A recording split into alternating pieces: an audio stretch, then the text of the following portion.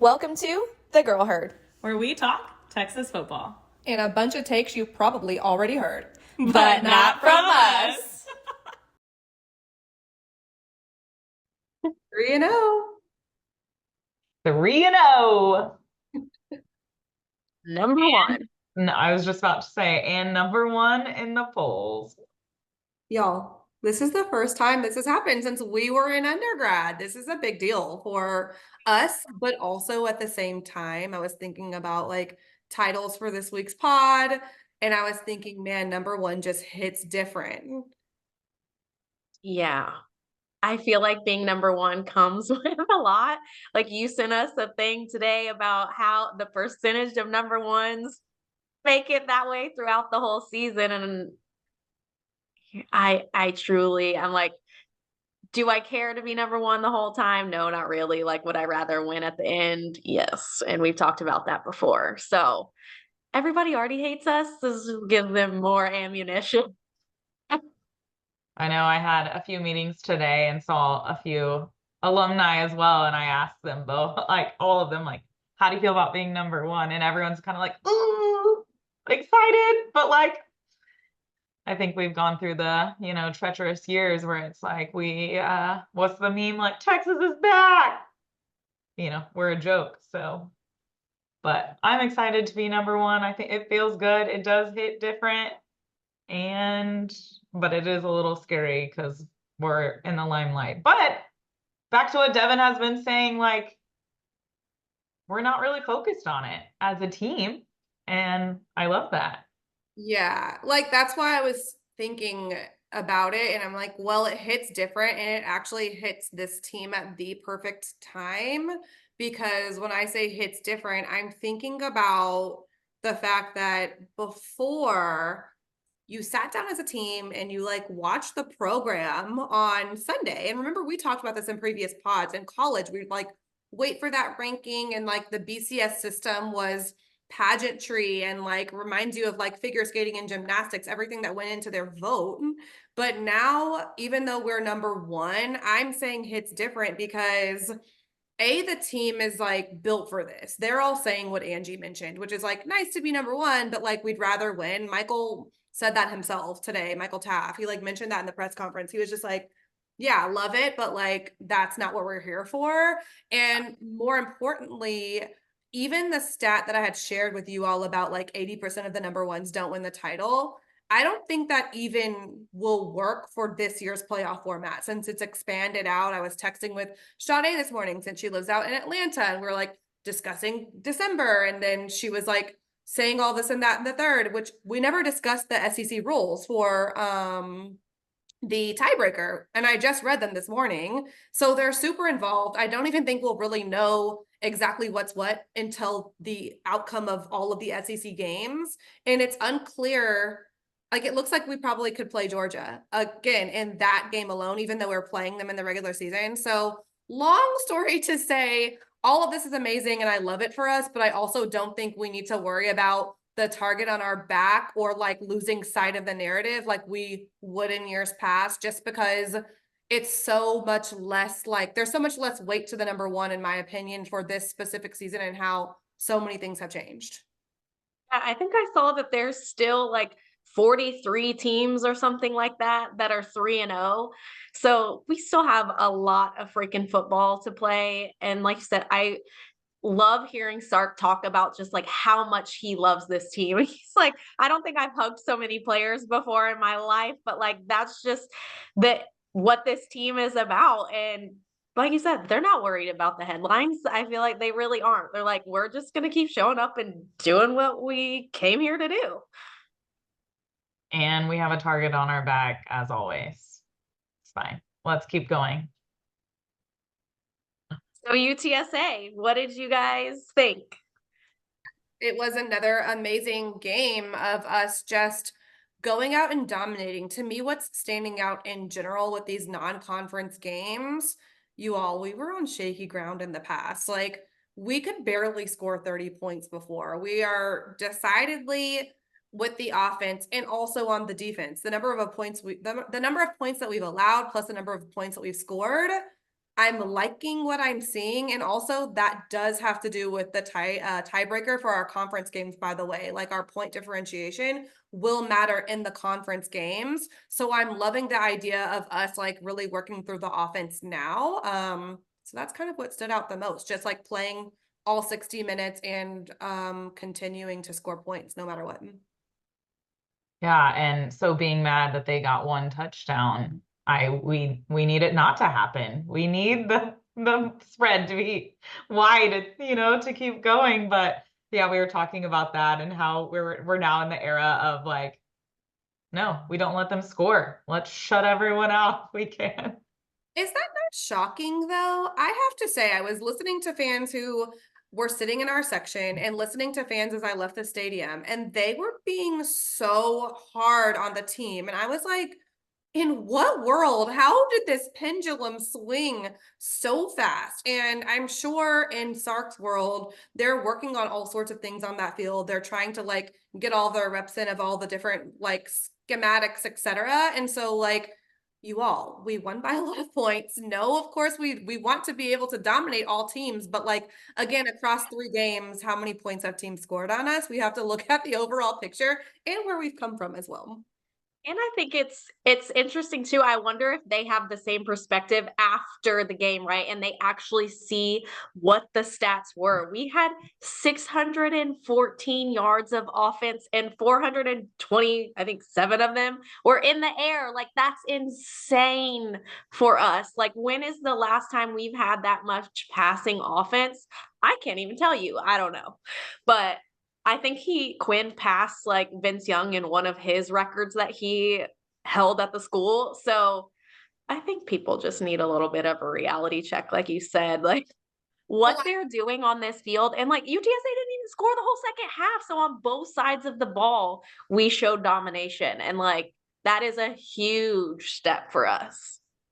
I just don't know where it's coming from. I mean, genuinely, just a few years ago, we were 5-7. I'm like, people, we went to the playoff. We're progressing from that. We just beat Michigan at the big house. Like, trust the process and enjoy the process a little bit. Well, we keep saying it, we're becoming the insufferable fans. Like it's, the Texas fans being back and the fair weatherness and like if the game's not going well enough, they sit down, like all that kind of stuff. Like all of that is coming back where it's like, okay, wait a minute. Let's just it's okay to be excited. We don't need to yell at them. They're doing well. They're doing great. But you get in those like ebbs and flows where you're like, now you want it. Like we're hungry, we want to go for it. But I mean, I agree with you. Like we have to remember where we've come from and how far and how good they're doing as well. But like, is this what Chiefs fans are like? I'm wondering. Yeah.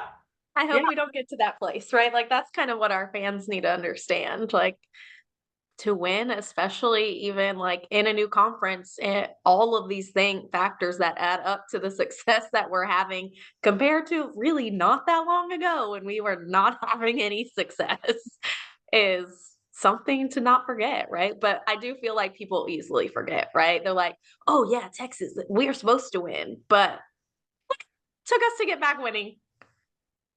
The thing that's on my mind the most, so I don't know if you all saw ESPN's predicting the rest of our games, and they said that we have a 75% chance to beat Georgia. Every other game is a higher percentage than that, by the way. That shocks me. I know what Georgia's product was on the field this past weekend, got to see the tail end of that game. Everybody on our fan base is like, we don't care. Like, in fact, a lot of people that night were like, leave Georgia #1. We'll settle this on the field, which I loved. So I love that our fan base is also kind of like getting it and we're on one accord. But man, I know the SEC at this point is going to be coming for us even more. They already were, even before like we were quote unquote back or whatever. Now I'm just like, great. Like we open it up with Mississippi State in a couple of weeks. They're kind of struggling this year a little bit, but it doesn't really matter. I think they're all going to be like coming at our necks. Yeah, I was talking to a Sooner today and he was like, y'all are looking real good. Y'all are going to whip us. And I was like, wait a minute. Like We have been 0-5 before and beat you guys. Like that game is, you never know. You have no idea how it's gonna go. There's all sorts of things that play roles into that game. I mean, even A&M, right? Like all these rivalries, but like I mean, each game, every game we have to be prepared for, no matter who it is and what's going on, and because they're all coming from for us, and no one, no one wants to see us go where we want to go. And I think that's a big thing too to give our team credit for that we've been talking about. We do have some teams early this season that are supposed to win games, but again, you never know. Like, how is the team going to show up? And the way that they freaking showed up on Saturday night is exactly how we wanted them to play, right? Even things that happened in Michigan with not as many sacks and not as much pressure on the quarterback, they were in this guy's face, right? Like how many sacks that we got. We've talked about number 11 on defense as a true freshman, and the impact that he's having to our team is unreal. But also, like you said, you never know, right? Kentucky literally just almost beat Georgia. So it's going to be a toss up every week. They just have to continue to stay focused and like bring their A game every freaking week. Yeah. Another thing that I was noticing about our fan base was obviously Quinn had to come out of the game, and Arch went in just in amazing fashion, finished it up, and looks completely ready, which sounds like we're going to be needing him for probably 1 to 2 weeks at a minimum. So it's good that he is ready to go. But everyone was upset because ESPN posted like Arch's picture next to our #1 ranking, and people were like, excuse me, like, this is not QB1, and Quinn is questionable for the next game. So it's not like he's out for the season. And I love that for us, because I think like even just a week ago, people were like on back and forth with what we're going to do and like all the possibilities. But I love that our fan base is very much like, no, we need this experience of Quinn. It's his senior campaign. He's our QB1. We can't wait for him back. And we're also very happy that we have Arch on our squad, which Michelle, you've said before too. Yeah, I mean, how many times have I said that I love having two QBs? And everyone like everyone just keeps being like, how lucky you guys are that you have a quarterback that went out and Arch Manning is your QB too. And I'm like, look how fast that happened. Like, I hate that for Quinn, honestly. None of us wanted to see that for him. We knew Arch would likely get playing time in this game. I mean, you wanted to think we were going to be ahead enough that Arch could get playing time in this game, but you hated to see him go down. No one knew what was happening. Like, we love Quinn. He did not go to the draft, came back this season. Like, we want this for him. I want him to get revenge. I know where he wants to go. And, you know, I don't know if you guys have seen that video play of him. I'm sure you have, of Quinn after losing to Washington last year, and like just kind of watching all the players around him and Washington celebrate. And that's like his drive. I mean, like, to get back there. And so like I hated seeing that. But I mean, obviously love having an amazing QB too. Hey, we even have an amazing third string. Like, love this for us and our future. But I do love that our fan base as well is just, I mean, they're behind all of them, right? Like, we got excited. We're excited regardless which QB is in, but you can tell that we're all like, we want this battle with Quinn as well. But yes, Quinn, please take the rest for ULM. Mississippi State's also fine. Like, then you get a bye week. We want to see you back for OU to beat your girlfriend's team, please. And I think it's interesting too, like we talked about constantly the headlines and what we continue to see, and they want to stir the pot all the time. But like people talking about QB2 looked better than QB1. I'm like, okay. And also putting him like, if he were to continue play, he can be in the Heisman conversation. I'm like, now friends, this was one game. Okay. Like, do not turn your back on Quinn, like you said, and all of the things that he has done for this team and will continue to do for this team.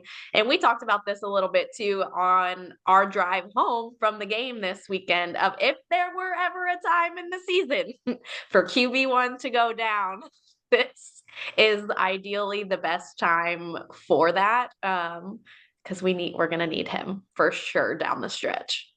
And Arch looks good. I mean, he looks great. No discredit, like, yeah, his running game, like, hey, I'm here for it. get your confidence up, get to play a few these games. Like, love that too.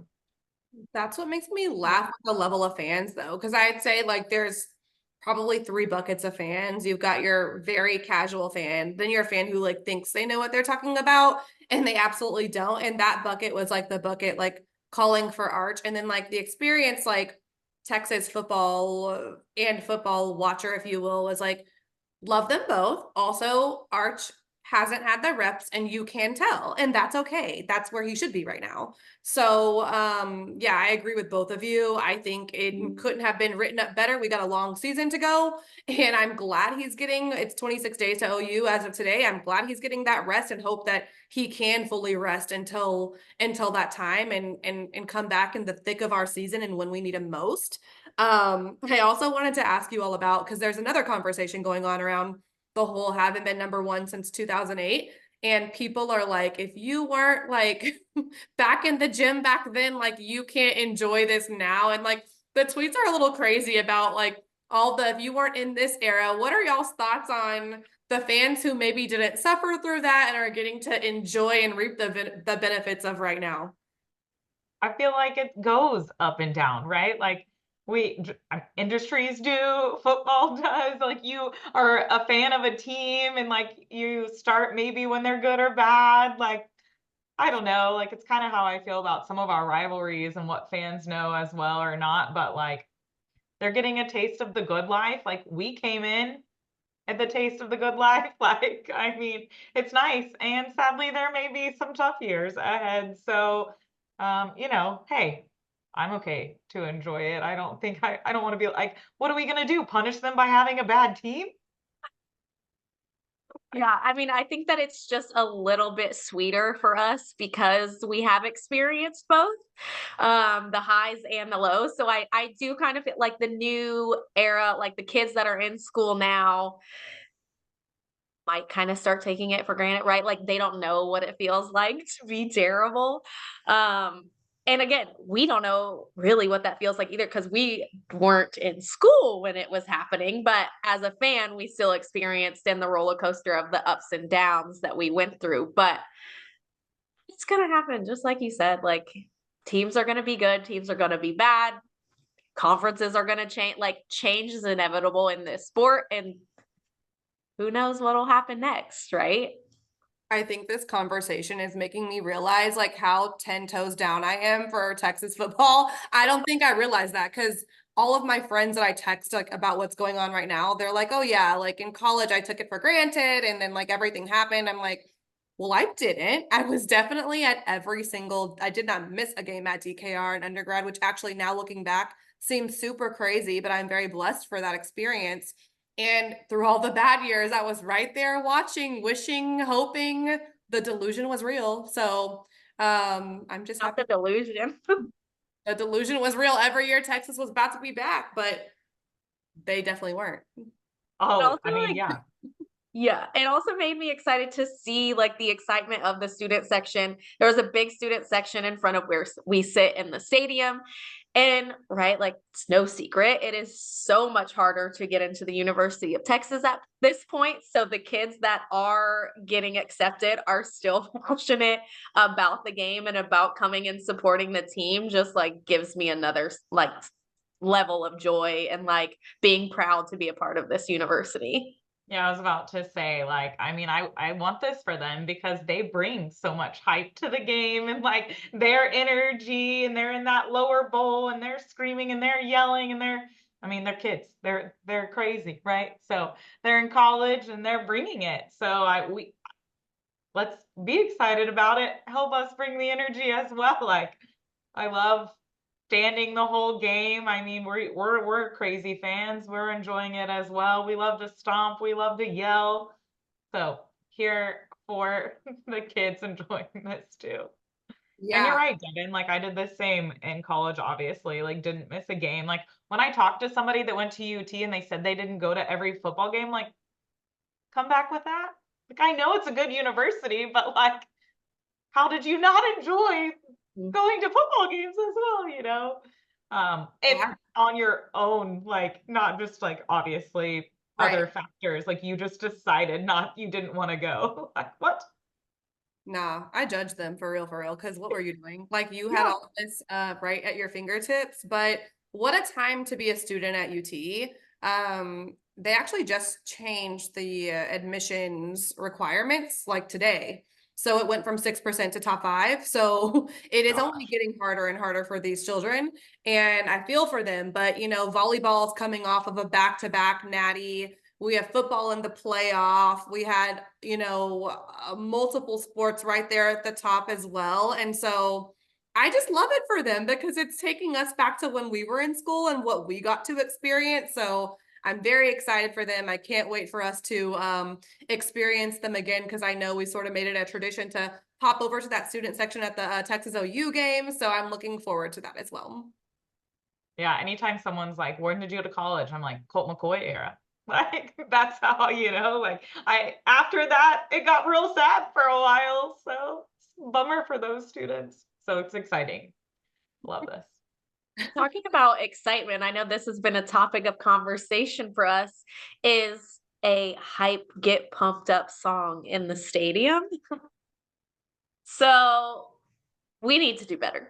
We've had this discussion. We need a better hype song. If y'all are listening, give us some ideas. I think we might do a poll at some point, a poll at some point throughout the season. But these are maybe some things we want to tweet at CDC because our stadium needs to be rocking just like anybody else's and to get the players hype, right? Like that's really the whole reason behind it and to make the environment sufferable for the other team.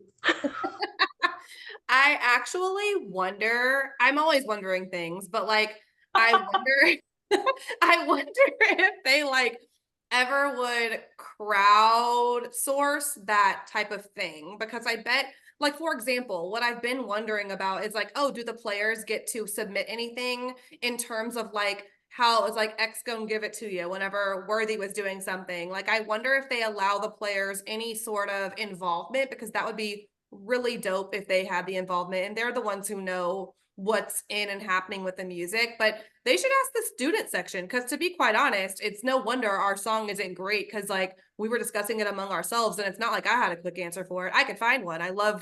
I mean, if I wasn't doing the job I was doing, I'd probably like score a movie or something. But I know Michelle, you're super into like how music affects video too. But Yes.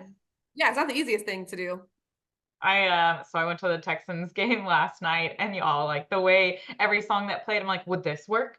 Would this work? Like even their hype video, like they have JJ Watt doing their entrance video and then they have music and I'm like, this music could also be better. Like why am I? But my mind went to kind of where you are in the terms of like the players. It goes to like Astros, like how they have a walk-up song for like batting and then like our pitchers when they come out and like they do the lights and do the crazy things like that. I'm like, which one of those like always gets us hyper? But I like, yeah, like letting the players have a say or the students, like, I mean, way better than us. Even Yeah. though I'm here for our Michigan weekend songs, like set it off and they not like us. They actually, so it's funny because I mean, they basically ended up like using that as their theme song for all the promo for Texas football. But it cracked me up because the other one that I posted with my little outfit that y'all got the video of, they used that one too. I'm like drawing a blank on what song that is. It's with Not the Texas one, not the plug. no, it's Big Pimpin'. That's what it is. They used that one too, but they didn't use it. They didn't use the sound. They used the like words and a caption. And I was like, I see what you did there. But I don't know. I mean, I guess we'll have to see what we can do, run into CDC and give him our 2 cents on the matter. I also feel like since we're giving feedback, one of the things that I think is cute, but I think it would be better if we did follow like the suit of Michigan. Our third down graphic, love you, Bevo animation, but at the Michigan game, I did appreciate that. Yeah, I did appreciate that at the Michigan game, they used their players, which I think would get like a lot more hype from the audience if we were using our players to be like, stand up, they're down, like whatever they do. So I feel like, have we done that before? I feel like Like they we used have. to back during our day. They used to have our players. But yeah, that would No, they definitely, like remember we wanted them to. We always wanted the players to be on the screen, and now they have. Like our players are on there, but like third down, that would be the graphic was okay at first, and now it's gone like too cartoony. But like yes, change it up. Like they have good promo videos of our players for different other things. Like third down would be a good one. Like even the first game, Devin was like, all right, third down graphics gotta go. Like too cartoon, too cartoon. it is But very also, cartoon. who are we? Like, when did we start becoming like producers of the entertainment? I don't know what's going on, but like the expectations are through the roof. And I think that that's not a bad thing across the board. And it's just crazy. I don't know. Maybe Sark listened to our pod over these past 12 episodes or something. But the whole like quote around entitlement is just so real. And I think it's what's plagued us since that 2008, 9, 10 era. We left that era, and then both the media and ourselves like decided things about ourselves that just weren't true that whole time.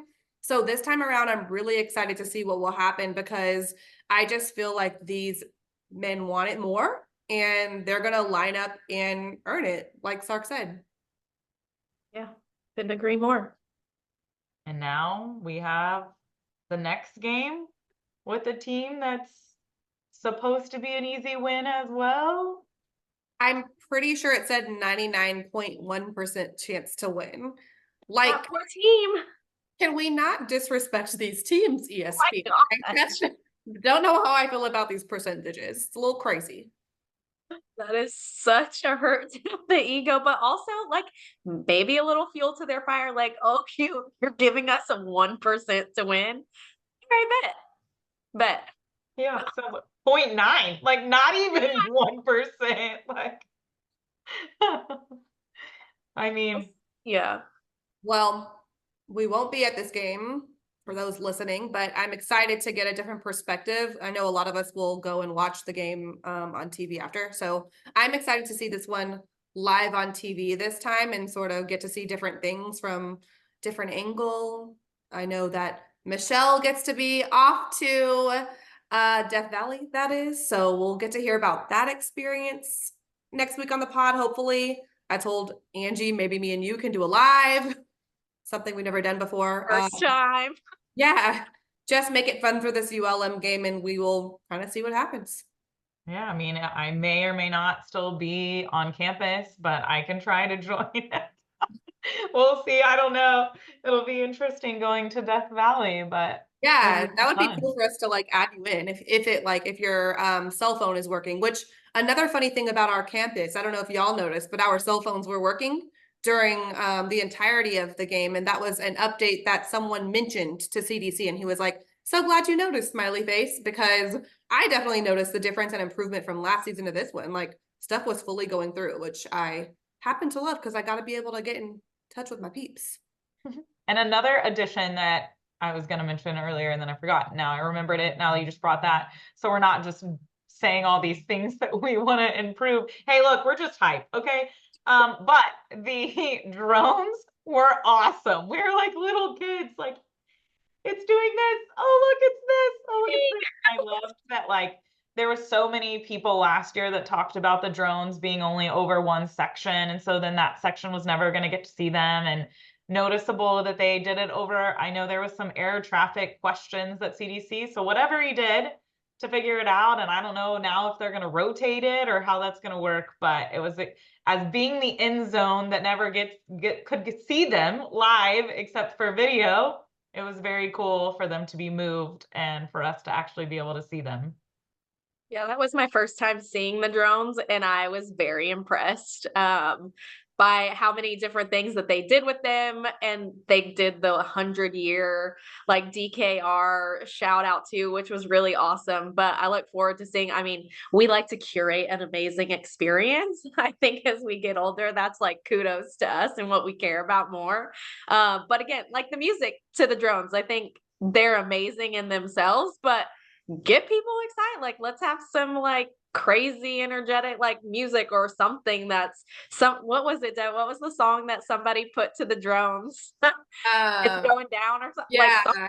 the young jock is going down. Yes, Young Jock. Like there's always ways to make the experience better. And we're here to provide all of the feedback. Yeah, my favorite drone that they did at the game were the helmet rotating. I was like, this is giving Avengers, and I'm just like hyped. I'm ready to like roll out and do what's needed in the Affinity War for my team. And then the Longhorn, and I think they had like the pyrotechnics going with it. Yes, that From was my- cool. Yeah, that was really impressive. I love that. And also, I couldn't tell from the photos and video that I saw online, like from where we were sitting, it looked pretty close to us with the helmet at least. So I don't know if there is something going on. Like if you were on the other end zone, it looked in video like it was closer to you. So I thought that that was interesting. I'll have to go back and check, but CDC said that it was an air traffic thing, that they're not allowed to do certain areas. And so that's why it is the way that it is. And of course, people were still complaining because that's what human beings do. But we're just not going to do that, Texas fans. And we're going to support the best AD in the land and everything that he's doing. But yeah, I think like, what are we thinking about the game? I think, Michelle, my call for the game is that we're going to get the shutout that you want this time. I don't think ULM is getting any points. I don't think they're getting a touchdown or a field goal. Yeah, I was looking that they've scored 30-ish points in both of their games. They just had a bye week. And so they have a new coach, like lots of things happening, but I like this prediction, Devin. I'm here for it. Yeah, I mean, we're improving week to week, right? Like Michigan and how many points we allowed. We only allowed them to score 1 touchdown last week. So it only seems fitting that they do not score this week. But we Trickling shall see. down the opposing scores Yeah. lower. But I did see something else really interesting this week, and I'm going to read this so I don't screw it up. It said that FBS teams averaged 59.5 penalty yards per team, and that's the most since week 5 of 2022. And to me, that seems like a lot. Like, I do feel like there's been lots of flags and lots of, whatever it is being called in each game. And how do you guys see that impacting us moving forward? For me, What is the cause of it?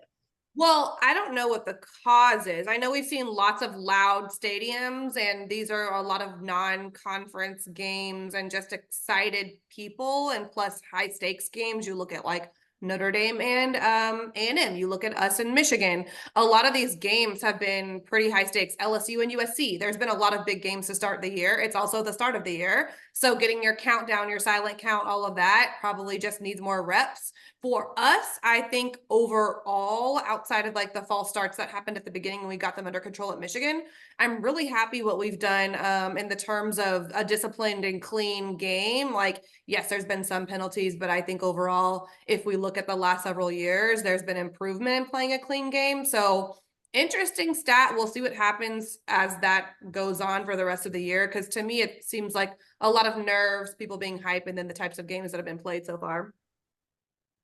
Yeah, I mean, I'm trying to think about, like, it hasn't stood out to me flags for us. Like the false starts came to my mind, and I was just thinking about like defense wise, like I can't like I'm just trying to think about what's happened. Like there hasn't been like a huge play where it got called back that I can remember. So I mean, props to us. Like my mind is going to the Texans game where there was a ton of flags last night. So that's on my mind right now. And of course, my first comment would have been like, refs, freaking refs. Maybe that's why the flags are going. But honestly, on Texas, like, I mean, yeah, I think it is props that they've been playing a clean game. And I'd be curious with that stat if there was who leads the penalties, like which team, I don't know. That would be interesting to find out. Probably whoever was playing LSU this week. LSU, yeah. Yeah. Who was that? Because they are the ones who Carolina. South Carolina. South But Carolina. that's like, it's funny because they came to my mind as well. I was like, what are y'all doing? What is happening right now? or all the celebrations. That too. Oh, Colorado.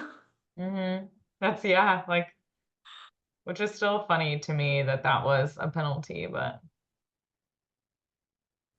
What did we yeah, think of our celebrations on our end?